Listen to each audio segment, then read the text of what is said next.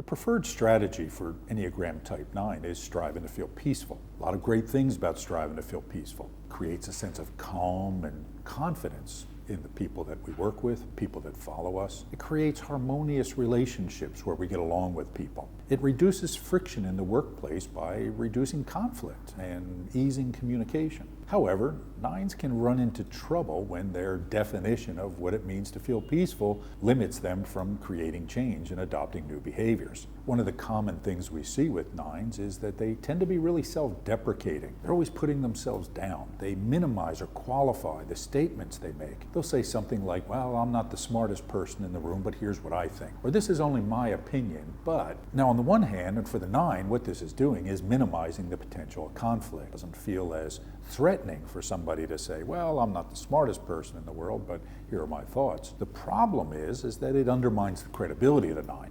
And people stop taking them serious. This becomes frustrating to the 9 because they start to think, I'm not being acknowledged. I'm not getting where I want to be in life because people aren't taking me seriously. So they end up losing their sense of peacefulness. So 9s have to recognize that I can be more peaceful in the long term by being a bit more assertive in the short term. I can get what I want in the long term in healthier ways if I get into the habit of simply saying what I want and what I think. 9s also benefit from the practice of generativity. Generativity is the act of giving to the next generation, to helping other people grow. 9s have a tendency to fall into this belief that, well, I don't really have anything to offer. I'm nothing special. But when they start to practice generativity, when they take an interest in other people and mentor them and coach them and help them develop, they start to see how much they actually have to offer. What this does is it creates a sense of confidence and well-being in the 9. They start to be more engaged with life.